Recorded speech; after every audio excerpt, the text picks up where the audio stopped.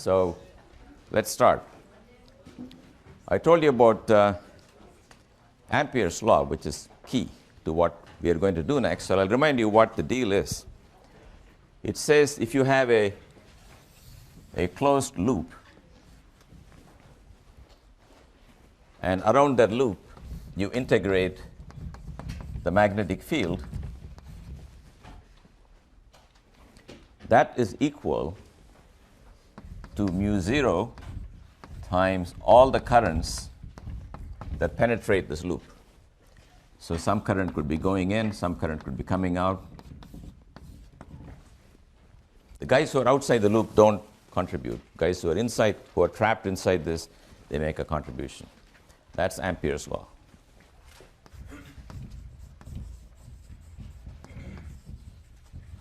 Now we have to know the convention. The convention is that you do the line integral counterclockwise, and if your fingers are following the line integral, your thumb points towards outside the board, and that current is positive.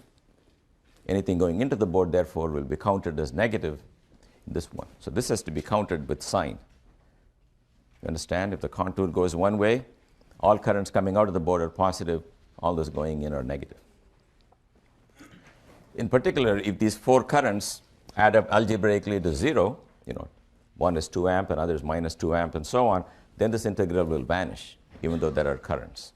So it counts not the absolute value, but the algebraic sum of all the currents. Now there's another subtlety I didn't get into last time, which is the following. Remember, this is the flux, this is the current penetrating a surface bounded by this loop. You guys with me on what that means? Now, as long as I force you to put this loop and to live in the plane of the blackboard, there's only one surface with that loop as the boundary. But in real life, we are doing stuff in 3 dimensions. Imagine pulling this loop out of the blackboard. A lot of currents are coming and going out. What is the surface of which this loop is the boundary? The answer is not unique. There are many, many surfaces that have the same loop as the boundary, right? Take a piece of wire and wrap it in the form of this boundary and dip it in soap, and you pull it out, you'll get a soap filament. That soap filament has as its rim or the boundary this loop. That need not even be planar. And if you blow on it, it's going to bulge outside, right? Still, this rim will be the boundary of that bulging surface. So actually, even if the surface is coming out of the blackboard, the theorem is still valid. So let me draw another picture that may be helpful. Suppose this is the surface, and we got all these currents, some going in and some coming out. You may have imagined all this time that I meant a flat, planar surface. I don't. You can imagine now a curvy surface, like maybe a hemisphere, of which this rim is still the boundary. You can ask, how can that be? Where do you want me to count the currents? Here or on that surface? And the answer is it doesn't matter. It doesn't matter because any current coming in here has to get out also through the other one. Or it may come in and decide to come back here, in which case it doesn't leave the other one, but it will make 0 contribution to this contour because it's coming in once and going out once. Because currents don't terminate, just like magnetic field lines, whatever crosses this surface will also cross any surface with the same boundary. That's a fact that will become important later on. So you follow that the law, if you write formally, I'm going to write it as some surface, and this is the surface integral of the current density, which is the current per unit area. And this loop is the boundary of that surface, and I told you that the boundary of any surface is written as partial S. This is the correct way to write Ampere's law. And the point I'm making is this could be any surface with that as a boundary. Now, once you got Ampere's law, I was trying to show you how you can use it to solve certain problems that might have otherwise been difficult. Just like Gauss's law. Remember, Gauss's law was very helpful when you took a solid ball of charge. The electric field of that is usually hard to find. But from spherical symmetry, you know the field is radially outwards, you draw a Gaussian surface, and you know the field's magnitude is constant on a sphere. How big is it? You get that from Gauss's law. So certain problems which are highly symmetric, you can get using Ampere's law also. So one example I did, I want to repeat it because one thing I said wasn't right. There's this current carrying, going from minus to plus infinity, and we want to find the field around it. If you do an honest calculation, you will say, let me take a segment, let me take a point, let me join the segment to that point, and take the cross product of the dl with that r, etc., and so on, right? And it'll give you a contribution coming out of the blackboard, but then you have to integrate it. Now, you don't have to do all that if you use symmetry. The symmetry argument would tell you, first of all, that any field configuration you have will be the same if you rotate it around a circle. Because if you look at the wire end on, and you turn the wire, it looks the same, so the field configuration should look the same. And I said there are only a couple of things that have the property. Here's a good one. Maybe it does that. And the other one is this. Here is the wire. Notice if you turn the wire looks the same, configuration looks the same. If you turn this wire around its own axis, wire looks the same, and the configuration looks the same. Then I said we rule this guy out because magnetic field lines cannot come and end at a point. Then I gave another explanation, which is that if you reverse the current, the field lines are supposed to go outwards, but instead of reversing the current, if I grab it and turn it by 180 degrees around this axis, then the lines will still go in, but the current would be reversed. So for whatever reason, this is out and this is in. Then, as to the direction of the field, we also know that it has to be perpendicular to the blackboard because the two vectors whose cross product determines it lie in the plane of the blackboard, so the field has to come out. It has to come out, and the amount by which it comes out cannot change as you go around the loop. And the answer can only depend on how far you are from the wire. Then I write Ampere's law as 2 pi r times b at the radius r is equal to just mu 0 times the current. In other words, I look at the wire from the end, and I take any contour I like of radius r. Then, since b is tangential to the circle, the line integral is simply 2 pi r times b, and that's the current enclosed. So you find b, if you like, b sub phi, meaning in the azimuthal direction. This angle is called phi. B sub phi is mu 0 I over 2 pi r. That's the result we got from integration, but you can also get it from Ampere's law. Then it did another variation. I definitely don't want to repeat that, which is, what if the wire is thick, not a point wire, but got finite thickness with current coming out of the blackboard? What is going to be the magnetic field? Then the answer depends on whether you pick a contour like this or a contour inside the wire. And if you do the two things, you will find the field actually grows linearly inside, then falls like 1 over r outside. Anyway, this is stuff I did near the end. But now I want to consider two new problems which I didn't study last time. The first one is going to be very important, is the solenoid. So imagine on a tube, you wrap some wire, and the wire is wrapped like this many, many times. And you want to find the magnetic field. Now, one loop we know produces a field that goes like this. You stack them up, you expect the field to go like that inside the coil, then sort of loop around and come back outside the coil. What we want to find out is the strength of the field inside the coil and also outside. So the way you handle this problem, you got to take an Amperian loop that looks like this. If this is the cardboard on which you wound that thing, see what this wire looks like when you slice it vertically. That's the tube on which you wrapped it. I wanted to slice it vertically. On the left-hand side, I have current coming in. On the right-hand side, coming out of the board, and right, it's going in. You guys see that? Wrap it on a solenoid and slice it down the middle. Then on this end, the current's coming out. On this end, the current's going in. So I'm showing you the cross-section of the tube. It looks like this. So first thing I want to argue is that the field outside does not vary with distance. Because if I took a loop like this is not a real loop. It's a mathematical loop on which I'm going to use Ampere's law. I know the field outside is going to be coming down, but maybe it's weaker here and stronger here, and that's what I'm going to rule out. You know how we can rule that out? What would go wrong if the field was weaker here than here? Something to do with Ampere's law.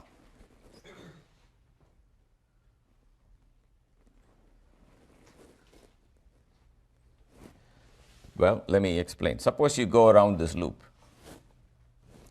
Here, B and dl are perpendicular, so there is no contribution to B dot dl.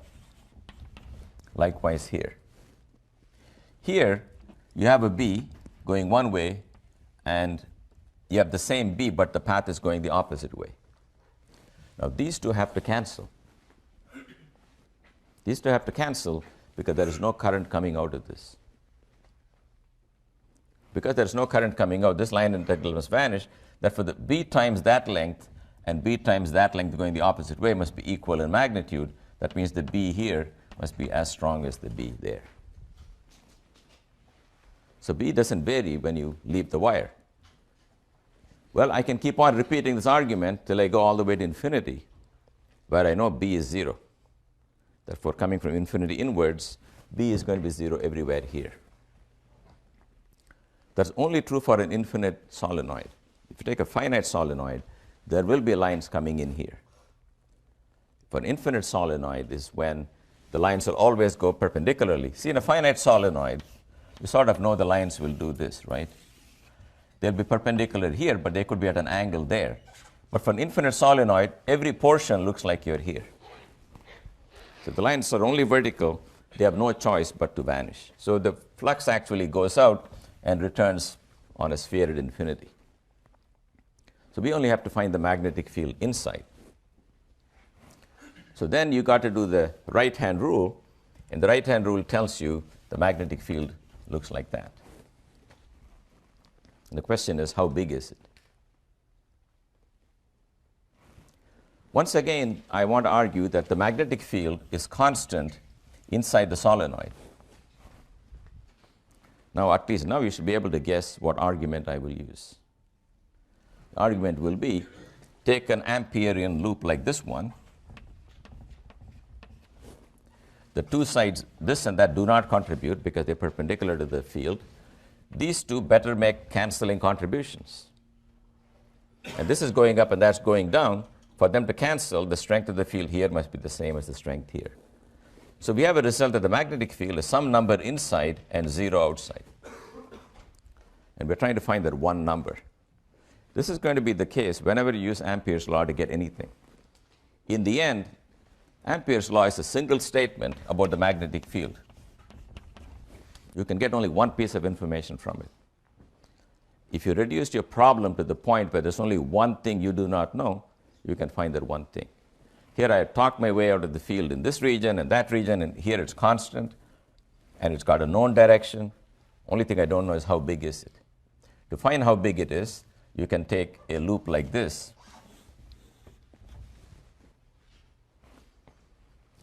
Let me take a loop like this one. Let me repeat that for you. So here is the current coming out, and I want to take a loop like this.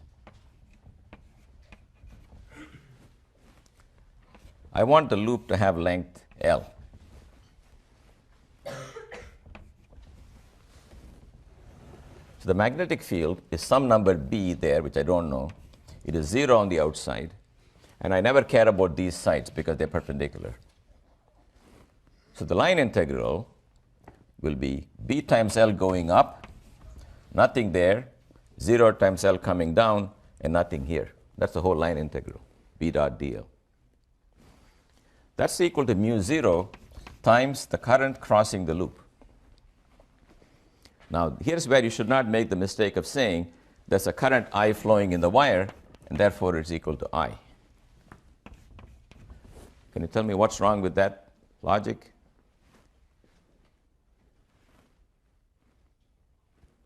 What should I, yes? It's coiling around, so there's, you have to count the number of coils.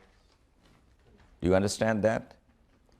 First of all, if you just walked into the class now, well, first of all, you're in trouble. Secondly, if you just walked into the class and you saw this picture and you knew all about Ampere's law, did not know anything but solenoid, nothing, what will you do? You'll say, here's a loop, current's coming out, I just count the current coming in. The fact that these guys all belong to a big solenoid and they're wrapping around is irrelevant.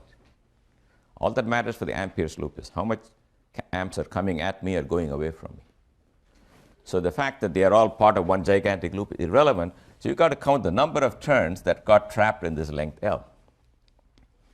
So we use a symbol small n, which is the number of turns per unit length. Then it's going to be number of turns per unit length times L. So that depends on how tightly you wound the coil. If you wound 100 turns per centimeter, well, it's whatever, 10,000 turns per meter. Now, one nice thing is that this L cancels. And again, I want you to think about why L should cancel. Why shouldn't the answer depend on L?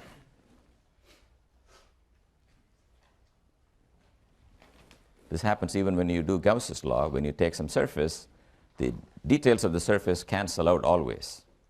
Yep? Well, as you make the loop arbitrary loop larger, it encompasses more of the More turns of the wire. Yeah. But the more important thing is, the question that was given to us was a solenoid. It had some number of turns. It had a certain current. And the answer should only depend on the current and how tensely it is wound. This L was my own artifact. This Amperean loop is not a real loop. I made it up. So the answer I get for B cannot depend on whether I took that loop or that loop or that loop. They should all give the same answer. That's why the properties of the loop should cancel out, and you should get in the end a result that depends only on the intrinsic variables in the problem. So this is a very useful result. That's why we draw a box around it. That means important. The field inside a solenoid is mu 0 times the number of turns per unit length times the current flowing through the solenoid.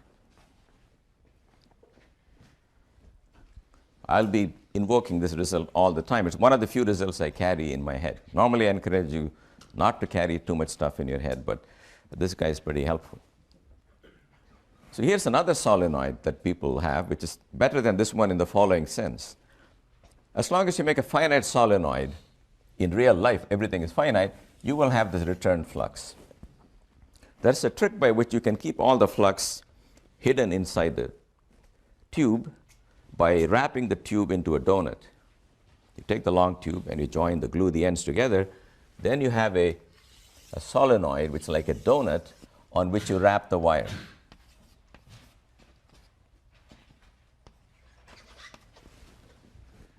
I've shown you a few turns. So you wrap it all the way around and you come back and you drive the current from here. Are you guys with me? The cross section of the donut is it can be circular, it can be square, it doesn't matter what it is. Sometimes it even contains some metal or iron, which I'm not showing you. It's fine even if it's an empty tube. You wrap the wire around it. But now the flux lines go like this along the tube. So let me take a problem where the cross section is actually a square. In other words, it looks like this. I cut the donut right there, and I slice it, and I look at it, and you have the flux lines doing that. That's the cross section. So which way is the flux going? Well, you got to figure out again with the right-hand rule. The way I've shown the currents if you do this, around the wire, the flux is actually going like that here. Our job is to find out what is the magnetic field inside that donut. For that, I'm going to slice the donut the way you normally slice a donut. Okay, you normally slice a donut so it looks like this. This is half the donut. Okay? You cut it, then let's say the wire looks like this one. That guy is coming in, coming out of the board, going into the board, coming out of the board, going into the board. Yes? Can you see that? If you take a donut with a wire wrapped around it and you cut it, it's going to look like this.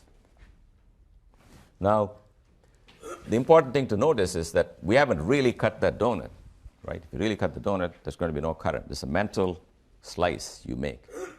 Then you ask yourself, now what do you think is going to be the Amperian loop? Can you make a guess on what the loop will look like? Yep. It would be like a piece of pie. A piece of pie. We're all getting hungry now. I've talked about donuts. Which pie? It'll have it so that the sides are perpendicular to the field. Oh, okay. But here is, okay, maybe you could do that, but here is what the general consensus. 9 out of 10 physicists use this contour. It goes like this. That's going to be the Amperian loop. Then what can you say? The loop has some radius r. So once again, 2 pi r times b is mu 0 I times the number of turns altogether in the solenoid. Do you understand? Because this loop cuts through every turn of wire. And as far as the direction is concerned, it will go like this. The field will go this way.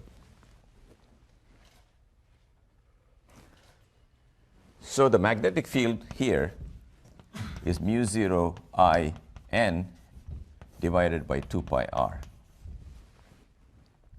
The field actually gets weaker, so that if you cut this donut, the field on the inner rim will be stronger than the field on the outer rim. And if you go inside the inner rim, you will get 0.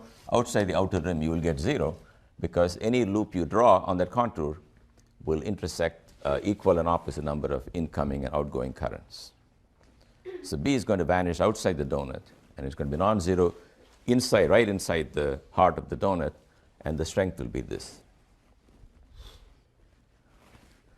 Now, if this donut had a radius of, say, 1 light year, you can ask what will happen to the formula. You should be ready for what you expect. Take a donut that's 10 miles long, 10 miles in circumference. What do you hope the formula to give? Yep?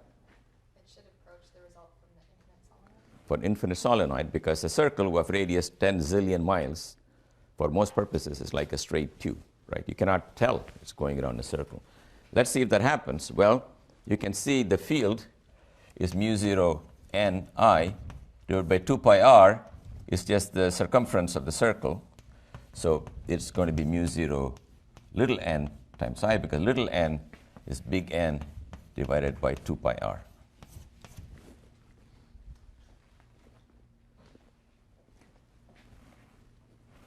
See that? This 2 pi r will be, in other words, you cut it here and you open it into a solenoid, its length will be 2 pi r, and the number of turns per unit length will be big N over 2 pi r. But that's an approximation, because in a real finite system, the magnetic field is not uniform. There's a slight variation from this end to that end. But if this thickness is 2 inches and that radius is 37 miles, that variation is negligible, and it becomes that other easier result.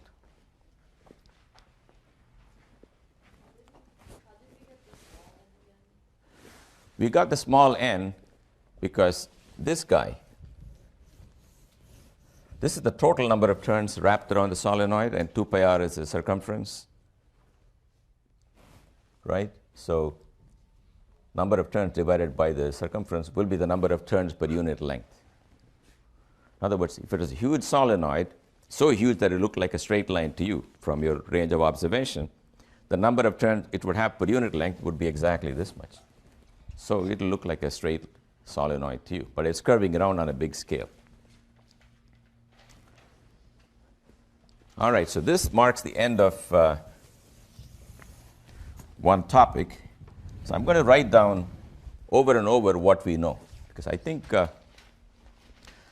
I talked to some of you people, and I asked you what's the part you find difficult. And one thing I heard, which is very reasonable, the amount of stuff you're learning every day. This is just a lot of stuff. Drinking out of the fire hose was an expression that came up, right? You drink and you drink and you drink, and I keep throwing stuff at you. I would like it to end. It's almost going to end, but it's not over yet. But I'll tell you where things stand now. All of electrostatics and magnetostatics are summarized by the following equations. I'm going to write them again and again because E dot dA is the charge inside. Line integral of E dot dl or dr, I forgot what I called it, that is 0. Surface integral of the magnetic field is 0 because there are no magnetic charges. That is, the line integral of the magnetic field is mu 0 times all the current inside. That's it. And the force, after all, who cares about E and B except for this great equation, which tells you that if a charged particle goes into a region with electric and magnetic fields, this will be the force acting on them. That's very important.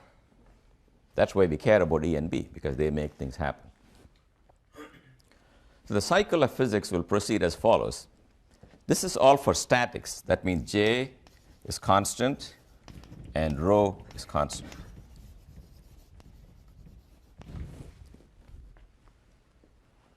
So somebody has to give you the currents and somebody has to give you the charges. Then it's a purely mathematical problem to solve for the electric and magnetic fields. And I was telling you yesterday a fact that may not be obvious, that these equations suffice to determine electric and magnetic fields, given the cause of electric and magnetic fields, which is currents and charges. Okay, so now we are going to do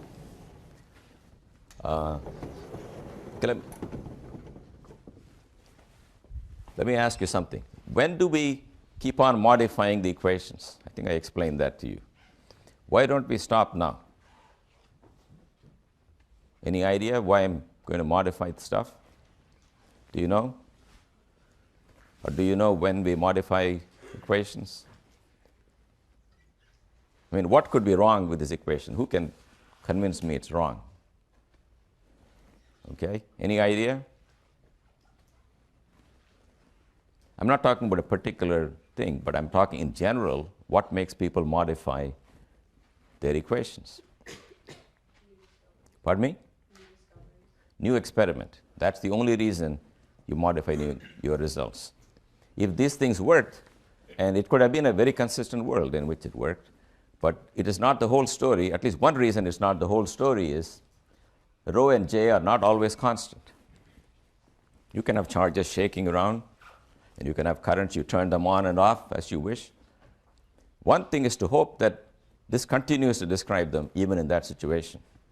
The fact that we derive them for steady currents and densities doesn't mean it has to fail when they are changing with time, but there is no guarantee that they won't change. So I'm going to now lead you through the experiments that forced us to change some of these equations. So these are called Maxwell's equations, but they are not the real Maxwell equations because they are not valid for the time-dependent case. So here is I'm going to start the phenomenon, then we'll see where the trouble begins. So let's take a problem where I have a uniform magnetic field going into the board.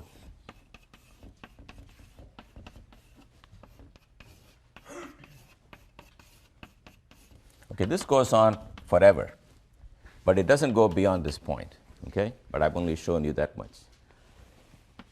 Now I'm going to take a loop, a loop of wire like this.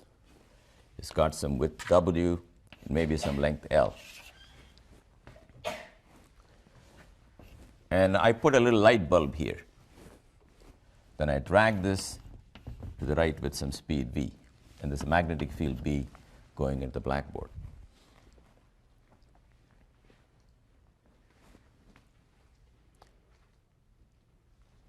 Now, if the loop is not moving, nothing will happen. If the loop is moving, something does happen. Okay, now I'm going to ask you what happened, because this is something you must know. What happens when I drag the loop? Yes? The light bulb will go on? Good. The light bulb will go on is an answer that you got to give, okay? You may not know by how much and what not, but first of all, why would I draw a light bulb if it's not going to go on? That's how you should reason. That's how my kids did all their SATs. They asked extraneous questions. So one of them is, you put the light bulb because it's going to glow. So you can ask yourself, what's going on? Why is the light bulb glowing? Is it some new physics? The answer is, whenever you want a light bulb to glow, you're looking for a battery. There is no battery in the circuit. And yet there is an EMF, because every time a charge makes one full turn and comes around, it has delivered some work, because that's what makes this thing glow. You're constantly pumping energy into the resistor inside your bulb. And who's providing the energy? These charges are going round and round, doing some work. That means something is pushing them around this loop. And now we define the EMF to be the line integral of any force per unit charge pushing them around the loop. This is per unit charge. That's got to be not zero.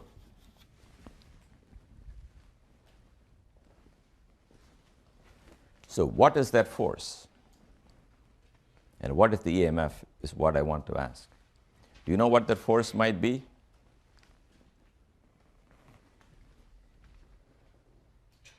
And why does it kick in only when I move the loop? Yes?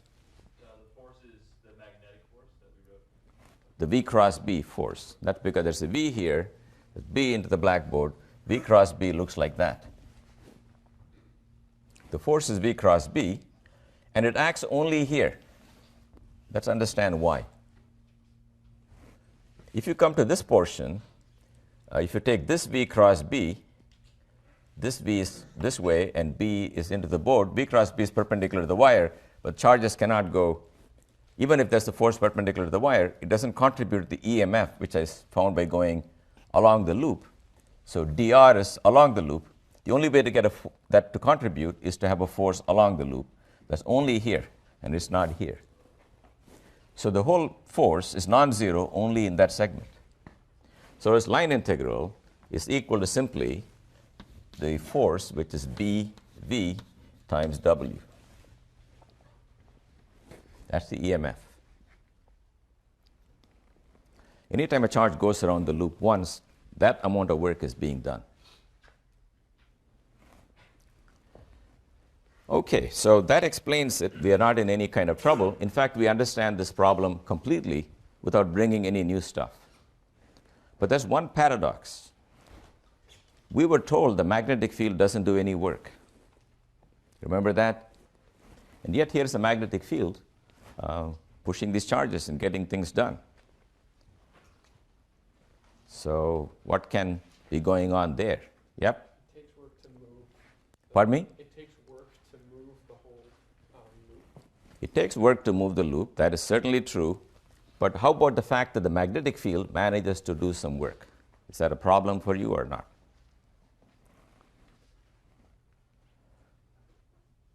Remember, the original argument for why it doesn't do any work is the force is V cross B, and the power is the velocity times the force, and it's zero because V cross B is perpendicular to V. But here, V cross B is this way, and the charge is moving this way. It looks like we got some work done.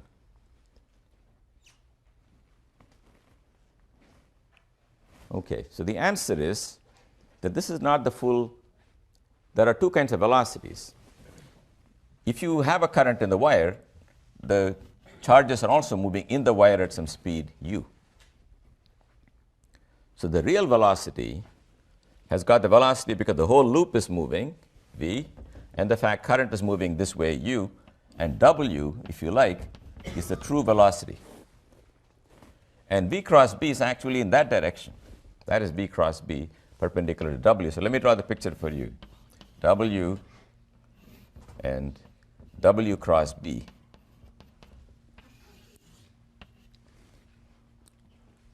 W is made up of two parts. It's got a part V here, it's got a part U here. So the magnetic force is not just along the wire, it's really at this strange angle. And we can easily find out how much of the force is this part and how much of the force is this part. The force here will be, let me see,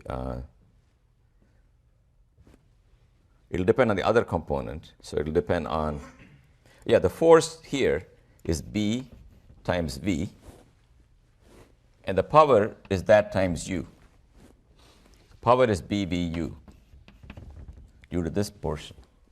But in this side, if you ask what's the power delivered by that component, it is B times U times V, but with a minus sign. In other words, if you resolve this W cross B into two parts, the vertical force is due to the horizontal velocity, and the power is that times the vertical velocity U. The horizontal force is due to the vertical velocity. That's how the cross product works. So when you're done, both are equal to B times U times V, but this is plus and this is minus. In other words, in the end, it would like to move the charge this way, because that's the force, but it manages to move it along the wire this way. It would like to move it this way, but it's forced to go opposite to it. So a force trying to move this way, this part, it is doing work, but this part, it's not doing work. It has work done on it because we force the electrons to move to the right. Of course, that energy comes from the person pulling the rod, pulling this loop. Because every charge that has this force, it won't just move unless you pull it, and the force you apply is really coming from you that balances the magnetic force. So there's yet another force.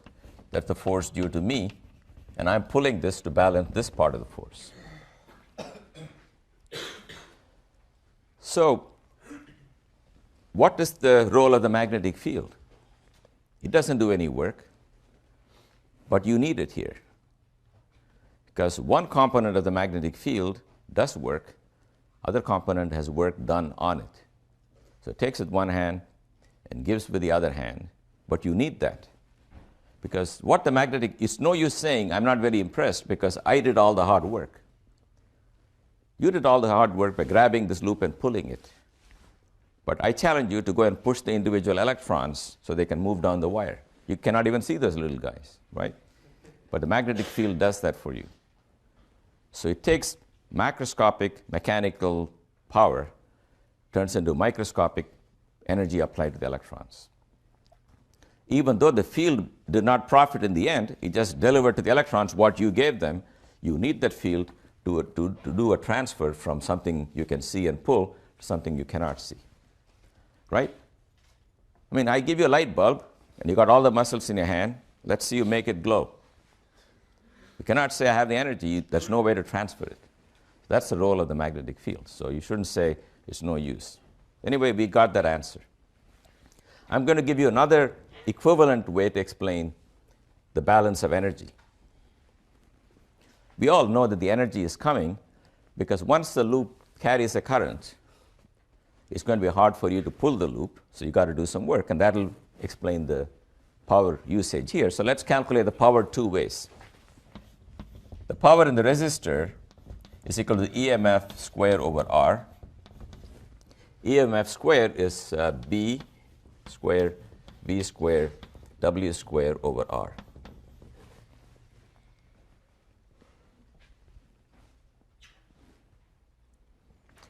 Now, how about the power that I provide? What's the power I provide? I'm pulling this leg of the wire here. The force on anything, remember, is B, W, I, and I pull it with a force V, with the velocity V. That's the power. So it is B, W, V times I. I is EMF divided by R, but if you put the EMF that we just got, you will get this. So they will match. So do you understand how this thing works? This is a generator, if you like. If you want to light the bulb in your house, one option is to set up a magnetic field, take the light bulb and connect it to a rectangle, and grab it and keep running. As long as you're running, the light bulb will be glowing. When do you think it will stop glowing? Yes? I'm sorry, what's that word, sir? This one? Yeah. The power that I provide. Yes.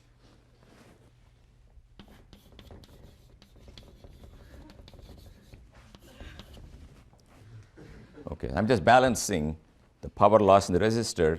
Are you with me now? You understand the two things? I take the force I apply on the wire, multiply by the velocity with which I pull. That's the power. Likewise, I take I square R. That's the electric power dissipated. And of course, they balance. Notice that once the loop is fully inside the magnetic field, the light bulb will stop glowing. Do you know why? Can you see why? Yes. Because the flux through the loop isn't changing anymore. No. You're pulling new loss in terms of what I've told you. The magnetic field, there's like not new field coming through the wire. The field is constant that's coming through the wire. You don't even have to just use what we have used so far. Yes. The field is acting on the left segment. Right. In other words, without invoking any new ideas, once this piece gets into the loop, it's going to have a V cross B there and a V cross B there. Which way should the current go? In fact, it won't go anywhere because the line integral of this will be 0. You will get contribution from there and minus the contribution from there. So we can demolish this problem. We understand it completely. It doesn't pose any difficulties and does not give any grounds to monkey with those equations. And now comes the bad news. Suppose I go to a frame of reference moving with the loop. It may well be that the loop was just there and I hired a couple of guys to carry a magnet and run under my house. Right? Then also my light bulb will grow, right? And I don't have to go anywhere. They will carry the magnet. Now you realize that you're certainly entitled to see it from that frame of reference. Now, if you believe in relativity, that means a person should be able to say from the point of view of the loop, I'm not moving, someone's carrying the magnet and running with it, but the light bulb must glow. Lots of things are relative, but whether a light bulb is glowing or not is not relative. You can go to any frame of reference, a glowing light bulb is a glowing light bulb. We don't know how much power it consumes and so on, but the fact that it's on and glowing is undeniable. So how is the person in that fixed loop supposed to understand the glowing of the light bulb? What do you do? What do you say in terms of anything, right? Why are charges going around? I'm a static loop. Okay, someone's moving with a magnet, but there is no V cross B force because nobody is moving in my loop. So magnet's irrelevant. Of course, there's one difference. This magnet is not like the usual problem because this is a changing magnetic field, whereas previously you had a static magnetic field. So you might say, well, maybe the force on a charge due to moving magnetic field is different from its force due to changing magnetic field. But that's not acceptable because if you believe in the reality of the field, what it does at a given point depends on its value. It doesn't depend on anything else. But I still have to explain why charges like to go around the wire now. So what force could be pushing them? What force do you think will push them around the loop? Yep. Would you like to guess? Yeah, you, yes. Is the magnetic field growing because the amount of charge being closed, the expression being closed is growing? The magnetic field is changing with time. You agree that the loop is going to be fixed, and a little later it'll look like this, and so on, right? But that's not going to move the currents around the wire because the magnetic field has no cross product with anything. So what's the only thing that can make the charges move around the wire now? What made them move in the DC circuit? Electric field. Look, I want you to understand that these equations carry a large amount of information, and they in fact carry everything as far as you need to know. The only force on a charge is either E or V cross B. That's it. If V cross B is out, it's E. I mean, that may be a brand new phenomenon. It turns out that we don't need anything else. E and B will do. In which case, what are we saying? we are saying that in the other frame of reference, where the loop is fixed and the magnet is moving, there is an electric field. Not only that, it's an electric field whose line integral is not 0. Because it is still true that charges in the loop are going round and round and doing work, and someone's providing work for every charge that goes around a loop. And the EMF is the work done on a unit charge. So this makes us believe now that whenever there's a changing magnetic field, there is an electric field. This is an electric field of brand new origin. All the electric fields you studied before were produced by charges, by Coulomb's force. This says, without the help of any charge, charges are nowhere to be found. They could be infinitely far. If I change the magnetic field, I'm going to get an electric field. Of course, we have to find out what is the connection. How much electric field do you get? How is it connected to the magnetic field? These are things you have to deduce, and you cannot deduce them from logic. You can deduce them only from experiment. Certain things come from logic. If you have an equation, you solve it using mathematics. If you like it, that's a kind of logic. Or you may use symmetry and say, if I turn the wire and it looks the same, the answer should look the same, and so on. But what electric field should be produced by changing magnetic field, you cannot derive from pure logic. If you combine it with other principles like relativity, you could try to get them. But right now, with what we have, we just know that in the moving frame, look, you don't need Einstein to tell you this. Even before Einstein, you knew that you're certainly free to imagine a loop being fixed and somebody moving the magnet. And everything in you tells you that the answer's got to be the same. Because in the end, it's the relative motion between the loop and the magnet that decides. And if you produce the same relative motion, you've got to get the same answer. And the only way to get that is to say, when there's a changing magnetic field, I have an electric field. And furthermore, electric field, which is no longer conservative because its line integral is not 0. So we've got to find out what it is. So I'm going to tell you now an equation that really answers that question, and we cannot derive it. It's a summary of a lot of experiment. And that says that the electromotive force, well, in fact, due to electric and magnetic origin, EM, is equal to minus d phi dt, and I'll tell you what this equation means.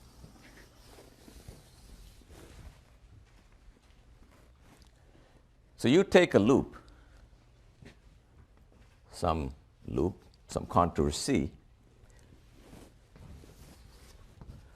and you define phi to be equal to the integral of the magnetic field on a surface whose boundary is this loop.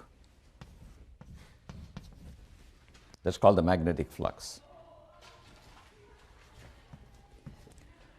So you know operationally how to calculate it.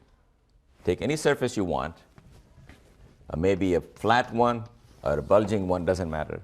Take the flux going through any surface with that as a boundary and find its rate of change, and that will be equal to the electromotive force. In fact, you just write E electromotive force equals minus d phi dt.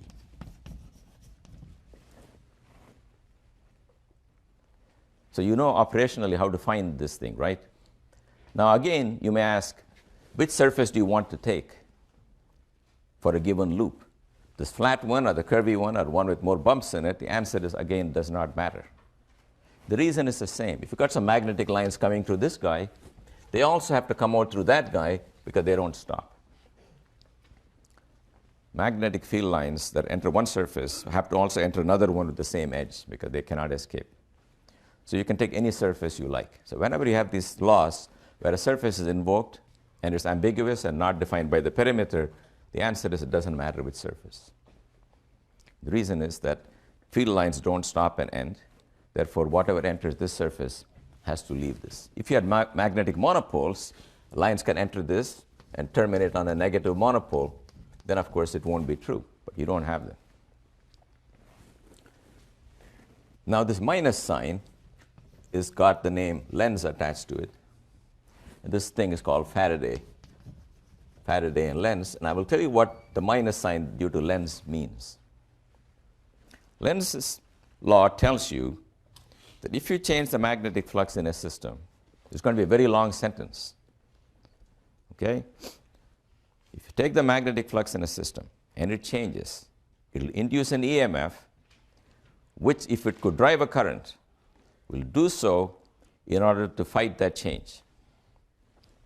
That's why it's a long statement. In other words, if you had a real circuit and you shove it into a region of changing field, an EMF will start driving a current. That current itself will produce its own magnetic field. Which way will it point? The answer is it will point in such a way as to neutralize the change. For example, if you took a loop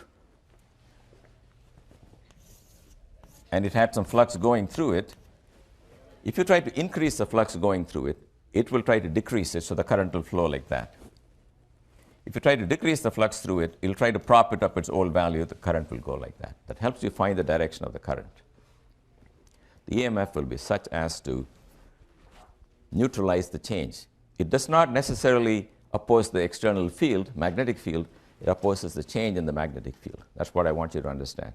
For example, suppose I got lines coming out here, and they get weaker, namely some source of magnetism makes the lines weaker. Then the current will start going this way to prop up the thing back to its old value. That's what you have to understand. That's the meaning of the minus sign, and that's going to guide us much better than all the cross products. Now I will show you that with this one law, you can explain everything. In other words, you can explain the wire, the current loop moving in the magnetic field, in the laboratory frame, in which the magnet was at rest and the loop was moving, or in the loop frame where the loop was at rest and the magnet was moving. You can explain everything with this one great law. That's a remarkable law. And you just have to say we got it from experiment. I'm going to tell you how it explains everything. So let's go back to this loop. By the way, some of you gave that answer, so it was not the wrong answer. I mean, I think it's perfectly valid, except that I did not want you to use something we had not done yet. But from this moment on, that's a valid answer. So I'm going to give you the other explanation.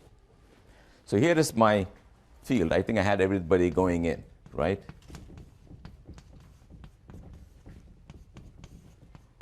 Okay, here is the thing. So I want you to know what I'm trying to do now. I'm trying to tell you that this one law will explain the loop going through the field in both frames of reference. So first I'm going to do the easy part, when there's a fixed magnetic field and I'm dragging the loop.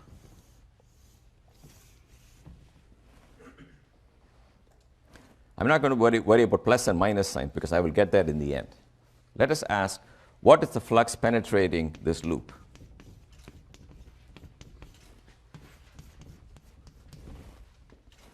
Can you see that it's just the magnetic field times the width of the loop times the length of the loop that is inside? Not the whole length, but the length of the loop that is still inside the magnetic field. That's a very simple result. B times A is the flux. Now let's take the time derivative of this, d phi dt.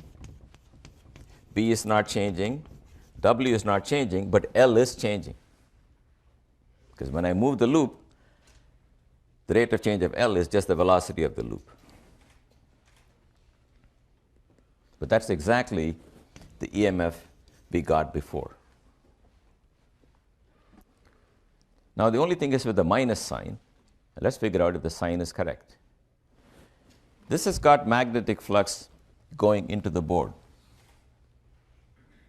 When you pull the loop to the right, you got less magnetic field going into the board.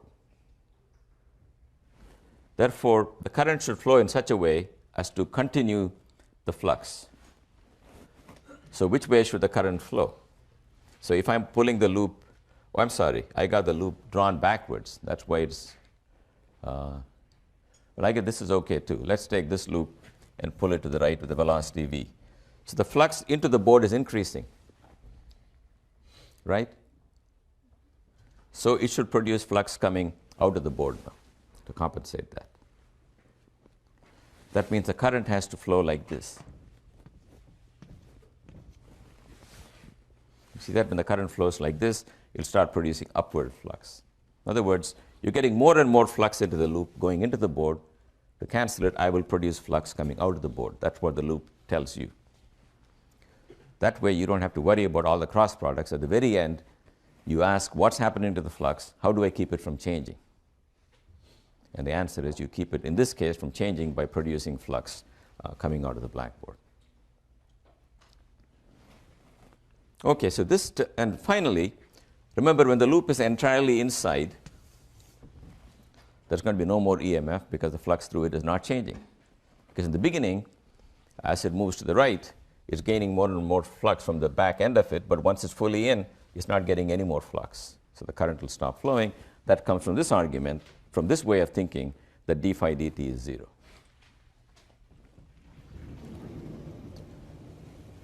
So in other words, I have given you something that I say is a new law.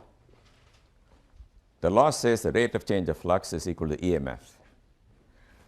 But so far it doesn't look very new, because everything it gave you, you were able to get without this law, right? We managed to understand the loop completely.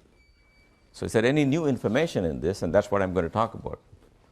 The new information is going to come in when I eventually use it to understand the answer in the moving frame of reference. Namely, what's the electric field produced by changing magnetic field? That's also contained in this one. But I'm just telling you, this part of it is a letdown, because it's not very impressive. It gave you an EMF you can get from the V cross B. It is just V cross B all over again. But let's see what is new. So to really find what is new, we have to take this problem and apply it to the very general case of a loop. Here is some loop. I'm going to have the loop actually move in time. Take a loop in one shape. A little later, it's got another shape. And the magnetic field is free to change. I'm going to take a very general situation. Loop is moving, field is changing. So let's say this surface is S1. A little later, this is surface S2. You should imagine this is stacked on top of this. So maybe I should hide that part. Okay, here is this surface, and it's moved to a new location. Now this surface, let me call S, and let me call S plus delta S, and you will see what I mean by S plus delta S.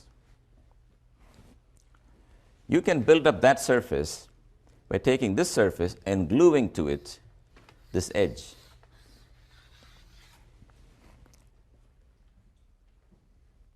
Is that clear or not clear? Not clear. Let me take a simpler surface than this one. Here is a surface. Here is another surface. So one is a cylinder with the round sides on the bottom, other is the top. Do you agree they are both surfaces with the same boundary? Are you with me there?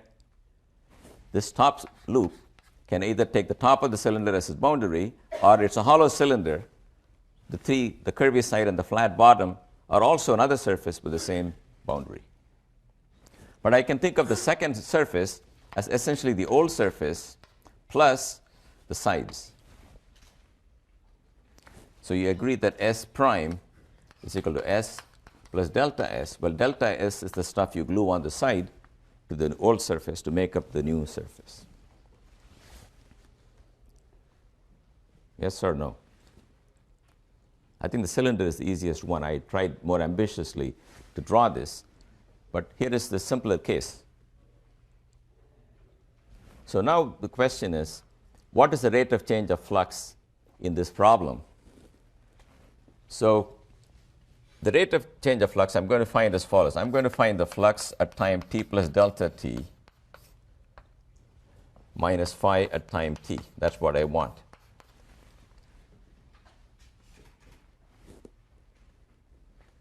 Now, at time t plus delta t, my loop is here. But I'm going to use, rather than that surface, I'm going to use the old surface plus the patch job to make it into the new surface. Okay, so therefore, I want the magnetic field be at t plus delta t on the surface s plus delta s minus the integral of the magnetic field dA on the old surface at time t. This part is quite subtle, and it took me a while when I first learned it to understand what the point was. See, the surface used to be the bottom half of the cylinder, bottom plate. The new surface is the top plate. So natural instinct will be, let's find b dot ds on the top face, but we don't want to do it that way. We purposely want to take another surface with the same boundary, because we're allowed to. That is the old boundary plus the vertical sides. That's the main point. You take the old boundary because it's going to make it easy for you to cancel some of the stuff with some of this. That's why. So b t plus delta t on dA, you can write it as b t plus delta t dot dA on s plus integral b of t dot dA on delta s.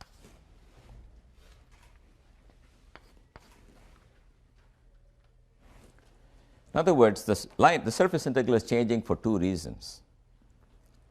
The surface itself, the loop itself around which you take the line integral, is changing.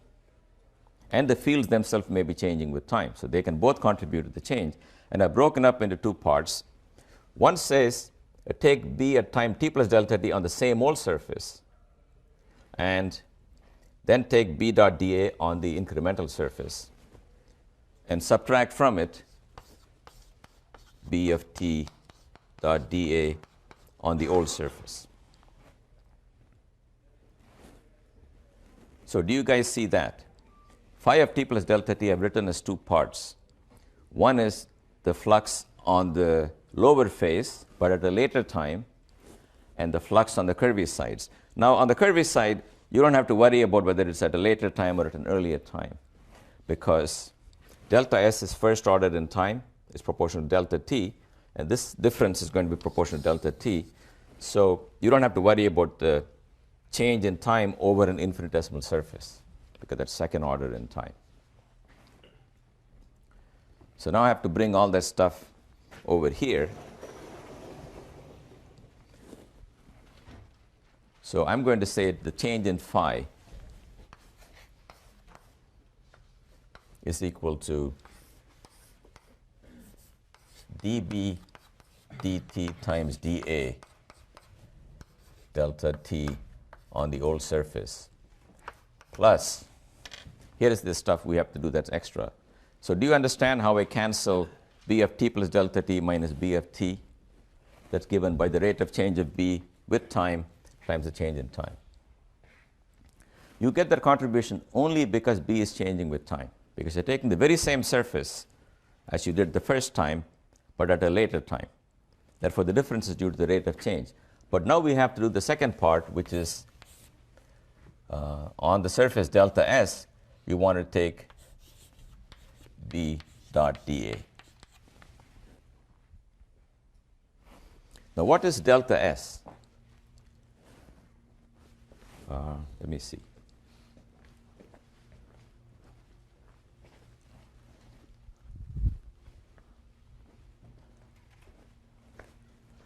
So I will have to draw the picture like this. So here is one surface. Here's another surface. And I've gone from here to here.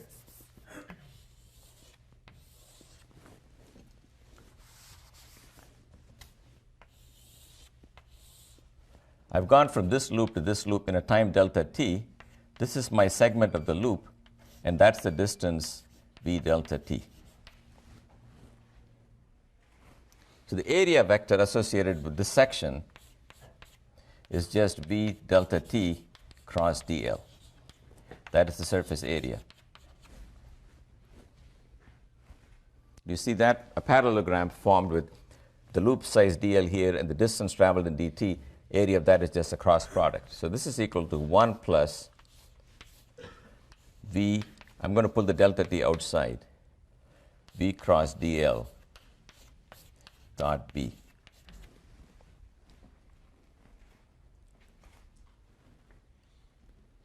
So I'm not going to touch this expression. I'm going to fiddle with this for a while.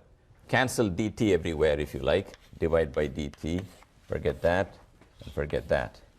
Then I get d phi dt is equal to dB dt dot dA on the surface plus the line integral of v cross dl dot b.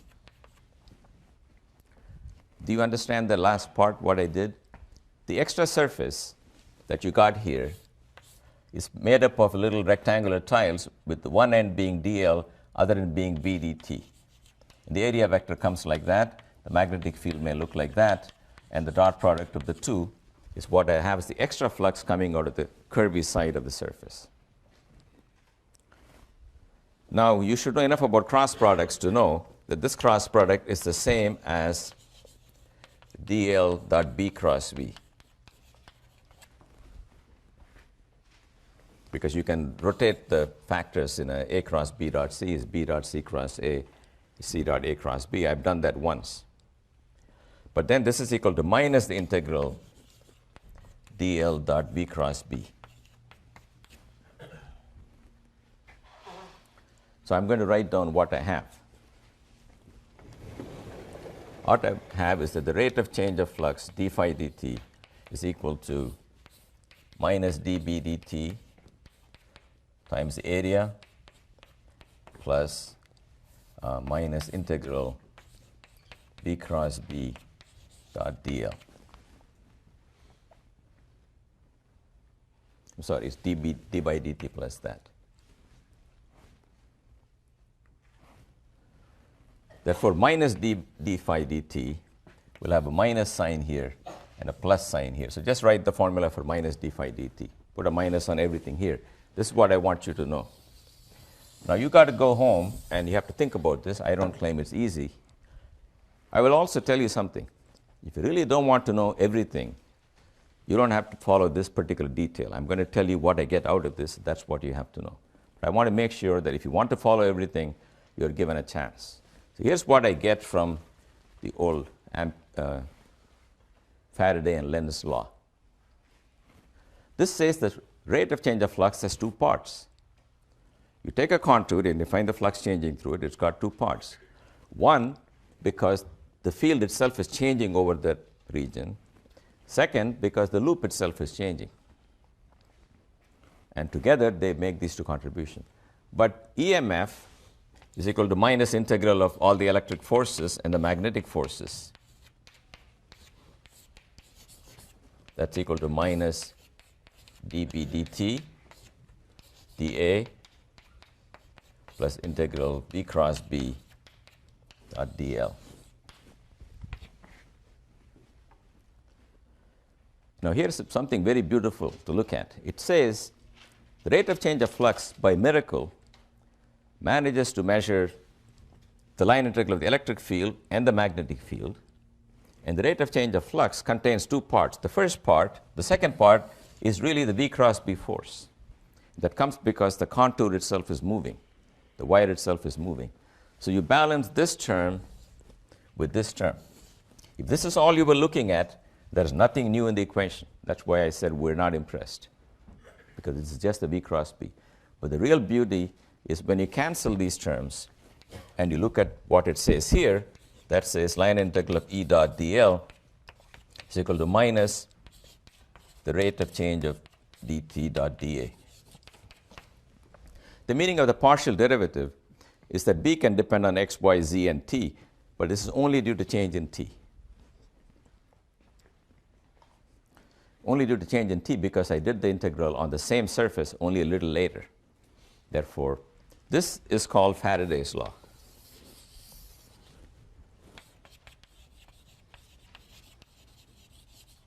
You can see that because of Faraday's law, one of the four equations I wrote, hidden somewhere here, which a line integral of E is 0, is no longer 0. So this finally tells you that in general, if you take the line integral of the electric field around a closed loop, you will not get 0 if the magnetic flux through that loop is changing. But this has nothing to do whatsoever with the real conducting loop anymore.